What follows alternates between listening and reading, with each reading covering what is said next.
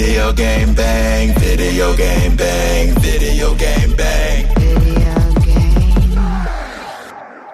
Mega Ran.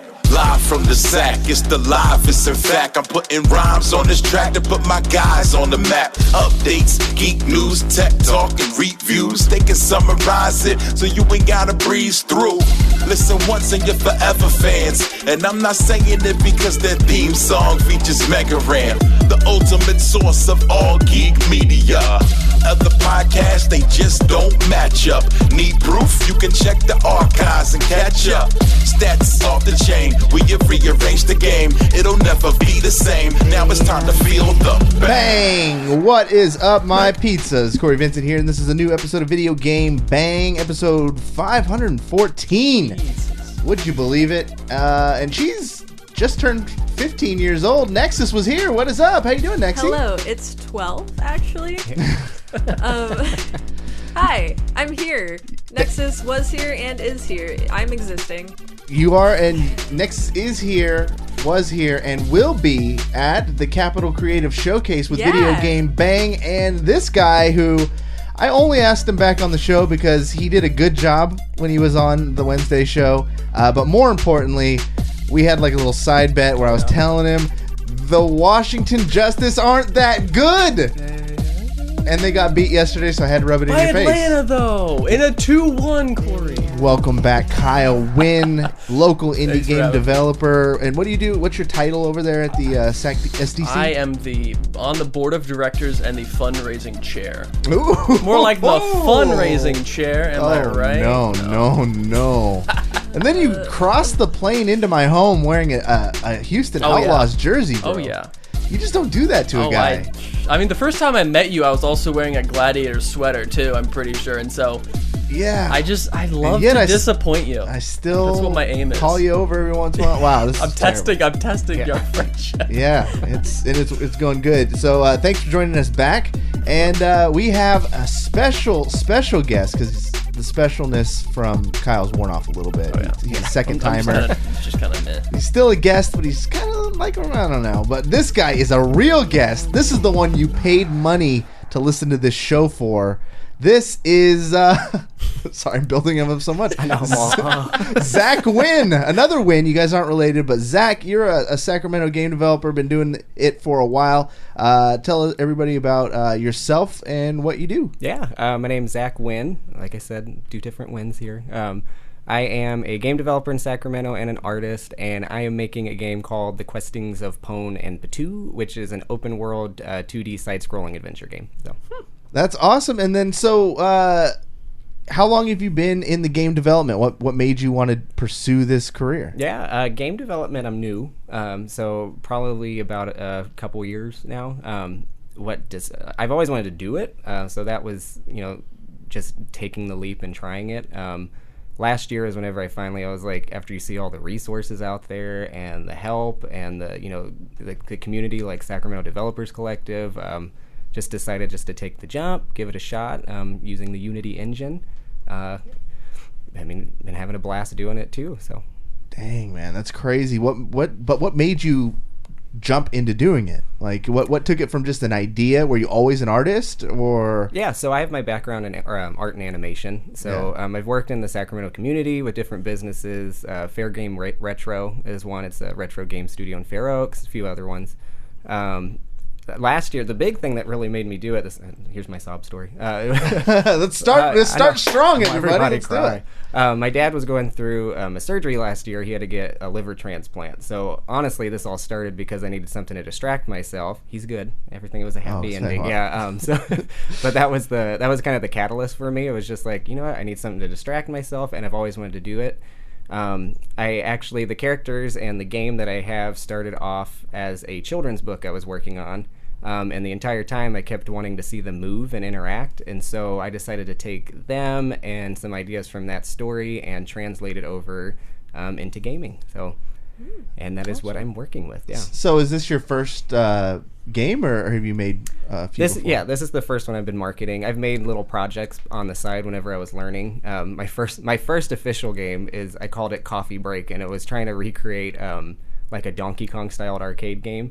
And so it was a little donut trying to collect a sugar cube, a spoon, and some cream to calm down the little angry coffee mug that was shooting coffee down at the bottom. So that was the first one. And I got like a couple levels in, and it's definitely something I'm going to continue because I want to put it in my game now as a little mini game, side game. Oh, that's the best, yeah. That's awesome. So yeah, that one lives on. And then I did a few other smaller projects that were more kind of test ideas. So the current one you have, so what was it? The Questings of Pone and Patoo? Pone and Patoo. Pone and Patoo. Their names are play on Player 1 and Player 2. Clever.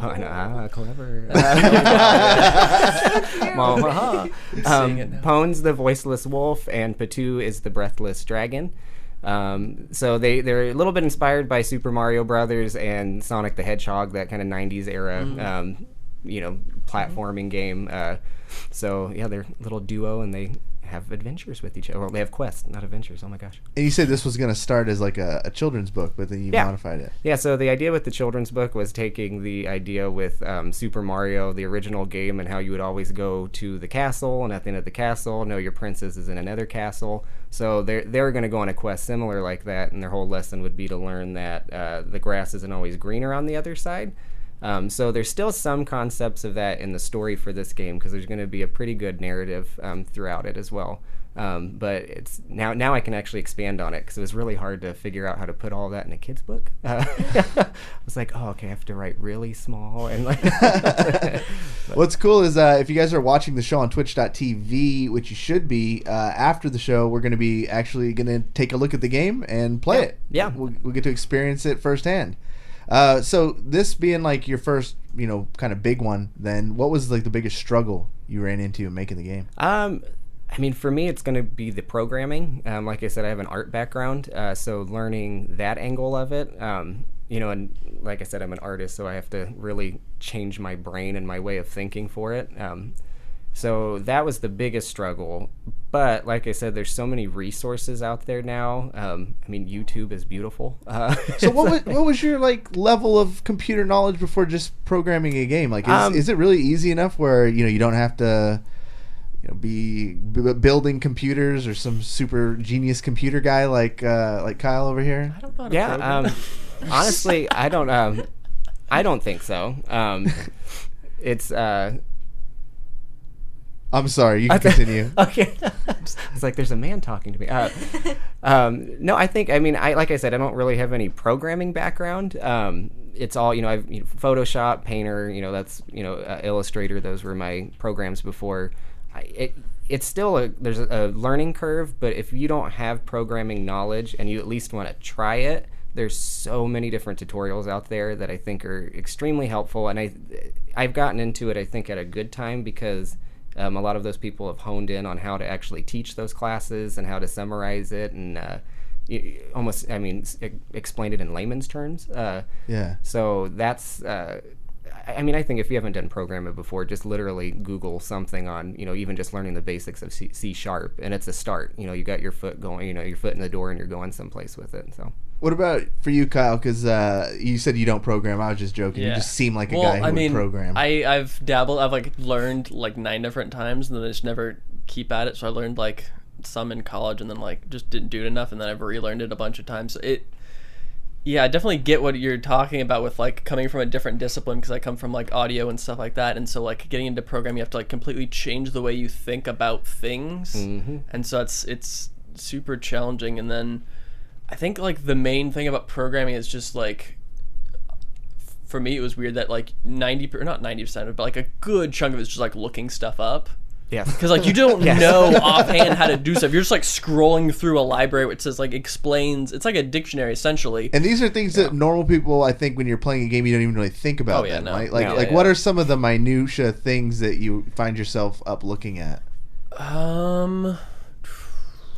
I think there's just a lot of interesting little. You have you want to do a thing, right? Because I don't think either of us have a fundamental programming baseline where we learned the very core, this is what an array does, this is what a function is, and what it stands. And so you don't learn the baselines, you just kind of learn all these little things on top of it.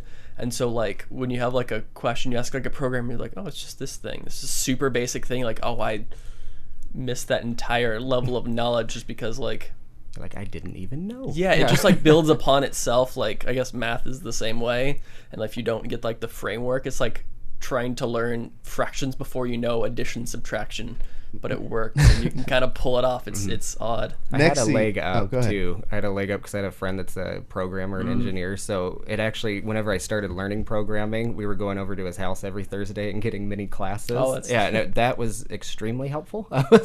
You said so you working with oh, people? no. So I'm a solo developer. Me and my partner were doing it because we were both interested in, just coding at the time. And I think he was, if I can remember the timeline, he was in a class where he was learning programming. So this was kind of extra for him.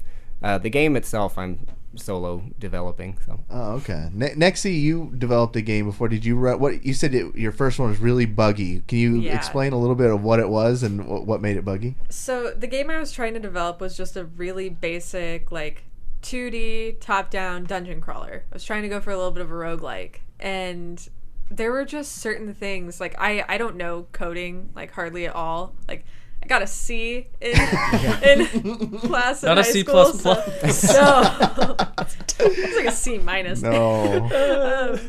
But so I was working with RPG Maker MV, I believe, and it you don't have to type out your code completely, and you just click on all these things, and it's like you can create these different, I forget what they're called, where it's just different like if conditionals, like I think is the proper name for it. I think so doing things like that, but I could never figure out where my mistake was, and that was the hardest thing because I wasn't being able to like look at my code and be capable of dissecting it because I didn't have that knowledge. And so I'm just like, I'll just put this on the set. Yeah, that is one of the benefits of like, we both use Unity for ours, and like Unity is nice because it'll tell you like, hey, by the way, you're like missing a semicolon in the script, and it like tells you the line in place. And so like when you're like, why isn't it working? It's like, it's right here, you idiot. I'm like, thank you.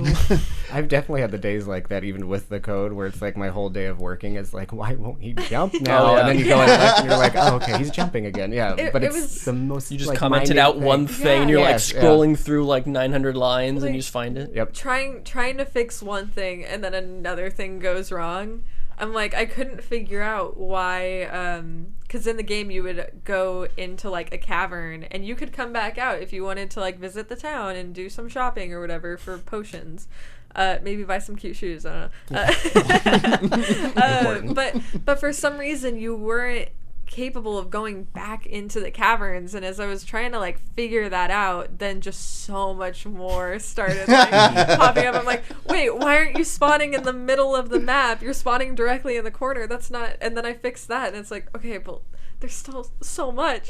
I remember I had a buddy who was making a game, and the issue was the key to the lock or something like that. So he was trying to just make it to where you need to have this particular key like in your inventory to open the door.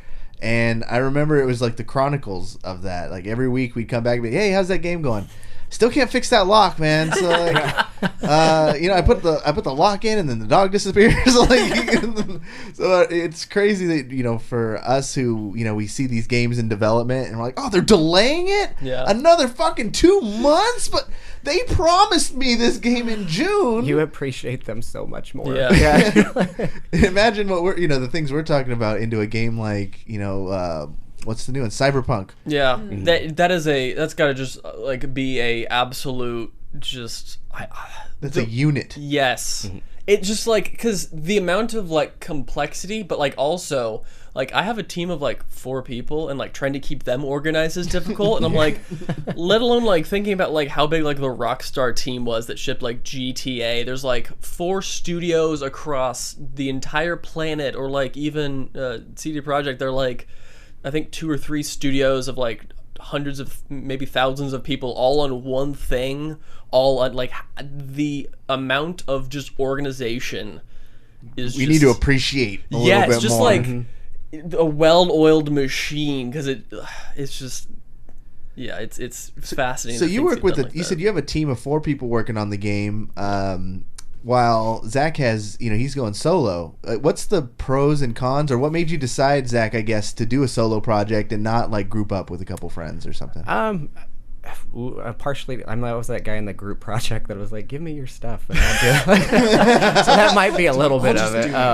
But I mean, since it started solo and it's a passion project for me, so I've wanted to put my fingerprint on everything. So audio, visuals, the programming, what the gameplay is. So I mean, part of it's stubbornness, and it is a little nicer because I just have to organize myself, and that can already be a challenge. So I can imagine whenever you add other people to the team, where like if I had a programmer, that would probably make things a lot easier on one end, but then at the same time I'd have to figure out what they were doing, what I'm doing. So I think it plays into personality types. You guys take those Myers-Briggs and stuff, because if I was ever to tackle any kind of game development project, there's no way I could even imagine doing it by myself. I would just be overwhelmed, and I procrastinate, and it's the most intimidating thing. I feel like I'd have to do it in a team, but you putting it all together speaks to like, your personality type of just get it done by myself.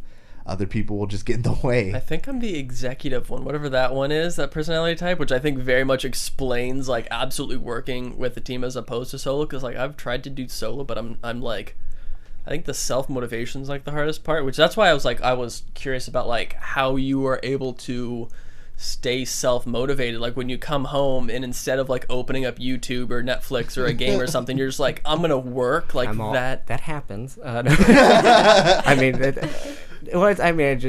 so used to working on my own. Like I said, I did a lot of graphic design, animation, for local companies, outsourced. So I mean, part of me's used to being alone, and then I also bartend as a day job, so I have so much human interaction sometimes. It's like this has become like a... You just need like a break from like people. I talk all day, every day, so it's, it's become like a me thing in a sense, and then, like I said, it snowballed, and now it's way bigger. And, I'm used to that workload a bit, but, I can totally see the benefits of having people on your team as well, so...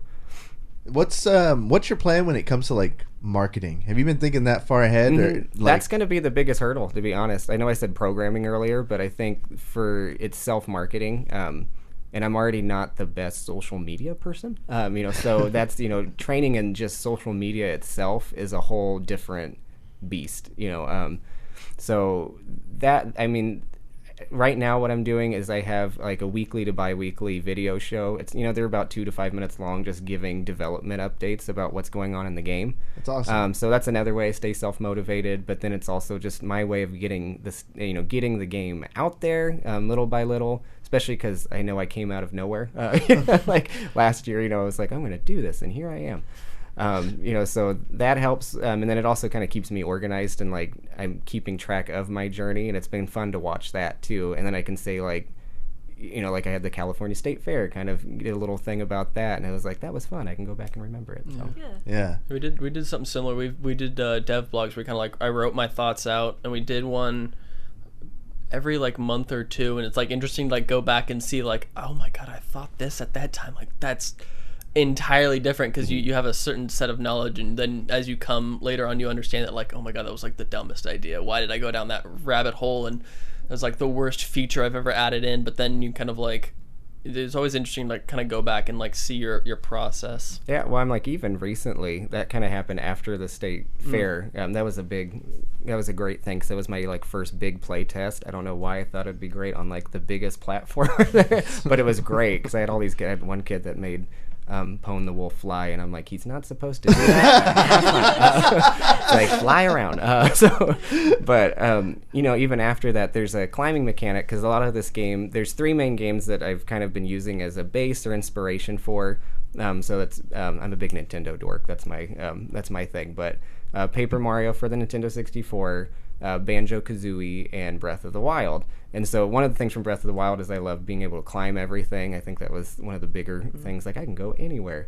So I added a climbing mechanic for him, and I was noticing just even how, all age groups, who was struggling with the climbing or what was happening. And so I changed just the controls of the climbing to now where he just automatically does it. You move him left and right, and that's made like a huge difference. Interesting. So it's that was a it's interesting going back and you're like, what was I thinking? And then you're like, oh, I can do it this. But I mean, even with your code and everything, there's still stuff I'm like, I can do this better. I'm gonna fix it up and come back and do it. That's the one weird thing I've noticed whenever we did like play testing or like showing it to audiences is like you always get a lot of kids, and like I'm watching everything or like analyzing everything through a 24-year-old who's got like moderately game knowledge, and I've played a lot of games, whereas like a lot of kids have very narrow, like they've only played like 3 or 4 games a lot, and like they don't have a ton of experience, or like they don't have a ton of like, you know, super critical thinking skills just yet because they're 8. And then they're like playing through your game like, oh my god, I did not think of that. Like they're looking at it through an entirely different lens, and you're like realizing like, oh my, I just way overcomplicated that. Or like I got really impressed because I thought my game was like super complicated, and like there's like kids playing it like, no, it's not, dude, it's like super simple. Yeah. I'm like, okay, cool, well, you're all good. Yeah. Was there any of those moments where a kid or something was just way too brutally honest? Dude, so at the fair, we were sitting there, this kid comes up and like kind of just checking out our game for a second, and then he's like, wait, are those just free? Because we had the Smash games right behind us, and I'm like, yeah, it's like, okay, and then just walks away.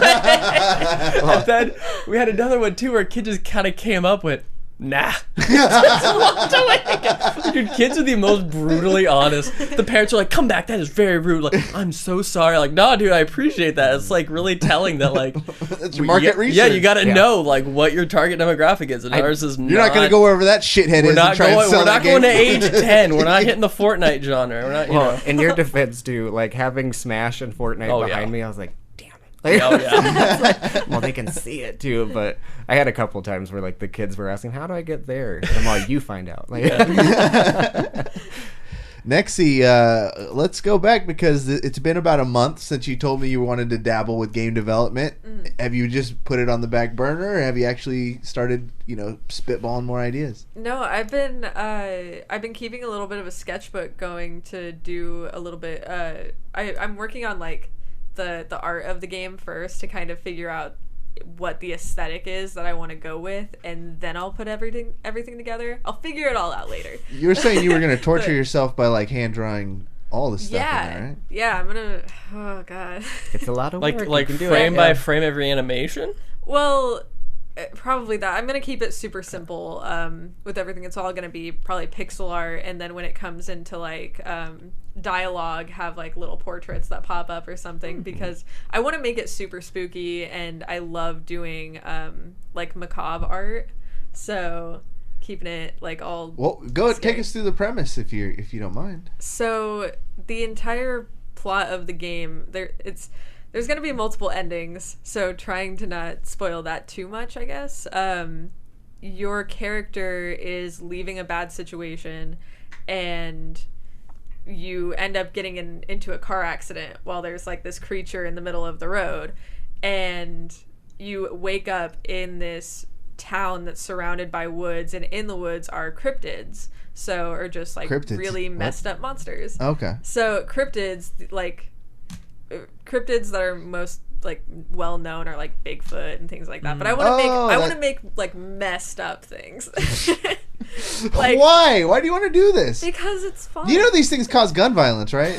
Yeah. You're gonna cause everyone to run around thinking they're cryptids, and then you won't be able to sell it in a Walmart. That's actually pretty funny, because the plot of the game is the town. The town seems very much like a cult, but they're not. They're just kind of like Cult of Cryptids.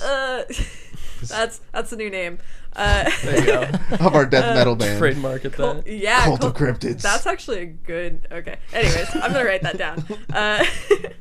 But so everybody in the town is very like disfigured and slowly turning into these monsters, and your dialogue choices and the way that you interact with these people and solve the puzzles is going to determine whether you save them and save, quote unquote, bringing them back to humanity, or if I thought she goes quote unquote because in her head she knows that there's a subplot between them. She's got layers upon layers of like, well, it's actually this. You think it's this, but then you find out that they wanted to be these things all along, and then they were tortured as human. They're trying to like convince you to be like, and the thing is that they're doing it in like a very cult type way. Like, join us, it's fine. They're just trying to save us, and you're just like, I don't know. The game is supposed to make you think that saving the town and turning them all back into human and staying human yourself, that's like the good ending. But Dun, dun, oh, so you're But gonna it's make actually Undertale, and you've got like 29,000 different endings. True. oh, so what do we see now? This has got to be the next Capital Creative Showcase. Huh? You got a year. 2020. Try. You got a year now. You're on the clock. Capital Creative Showcase going down September 7th. Now, so this is going to be, you can go there, you can play games. If you have any questions, if you live in the Northern California area, I'm not even going to say Sacramento. If you live anywhere in the area, you want to come out and actually play a bunch of independent games, ask questions, bring your 8-year-old and just watch him crush dreams. There'll be some really good like games for like every different age group. We've got like cool, super nice like platformers that are like pick up and go, you know what you're doing, and then there's like dad games. Dad games? Kind of a dad game, I guess. I just want to play the game, to be honest with you guys. Yeah. So I want to see it. I've heard about it, and I've like never seen. Well, and you said I'm doing hand animation frame by frame too. I mean, like I said, it's the background, so that's you know, it looks like a cartoon. Yeah. So excited. Well, I've been known to break a game or two in my time. So Please do. I'm going to make a wolf fly today. Thank you so much. So where can people learn more about the game before they come out and see on Capital Creative Showcase? Yeah, you can go to my website. That's at zackwinn.com. I don't have a complex. It just makes it easier to remember. That's ZACHWINN. And like I said, all the information's on the game. It has links to my social media. I'm on Twitter and Facebook. And then plus I do those weekly videos just kind of giving you updates about what's going on. So. All right, Kyle, what about you, man? You can find my game Evocus at Play Evocus, every social, and I'm Kyle the Winner on Twitter. Winner is WYNNER. I see what you did there. I'm super clever, I know. See what Win. you did there. Yeah. Nexy, what's the stream schedule been looking like? What you been playing lately? I've actually been back to streaming. I've done 2 streams in the past like 3 weeks. So that's Whoa, good. she's back, everybody. Yeah, 2 streams in a row, Consistency. 2 days in a row, dude. I've been playing some Dead by Daylight, of course, the usual, and I actually played Monster Prom last night, and I got rejected. Wait, what is And Monster Prom? I was just trying to touch a demon's butt, you know? Wait, And what? Were they he okay wouldn't with let it? me- Did you ask? He wouldn't let me. And, Wow. you know, it feels like real life, so... You try and touch a demon's butt and he got pissed off? I asked. He said no. Okay. Oh, yeah, at least Right. you asked. That's Consent matters. It exactly. does. If you take anything away from this episode, that's what you take away. Yeah. Nothing else. Nothing else. Not interested But in a game developer. you can check out my garbage streams at twitch.tv/nexuswashere_. I can't get rid of that underscore for some reason, even though Nexus Was Here isn't even taken. I bet it's not on So- Mixer. Yeah, I had Make the Nexus switch. Was Here on Mixer. Wait, why are you Just waiting? switch. Just switch. Join Because- Ninja. Okay, after I get my next Twitch payout. Okay. After TwitchCon. All Because right. I already bought that ridiculously expensive ticket. But We just got a follow from the Belvins themselves. It's Ninja the was like, Blevins. he was like, they said my name. The video game make said my name. We love you, the Belvins. Blevins. He's a podcaster as well, friend of mine. Oh, okay, you got. Overwatch. I was really hoping it was Ninja. No, I mean he makes the joke. He makes the joke probably on a weekly basis. Oh, does he? He's the #1 Blevins on Twitch now. Oh, he is. Yeah, 100%. If you guys like the show and you listen to it each week on iTunes or one of those great platforms like Spotify, Audio Boom, you can actually watch us live on twitch.tv/videogame_bang on Wednesdays and Saturdays. And if you are watching us now, you can check out our past episodes, look at the archives on iTunes. Over 500 episodes, 4 years. You can see all the predictions we've got wrong. It's been pretty amazing how much we get wrong. I need to make a compilation of that. You can. Be like 3 hours long.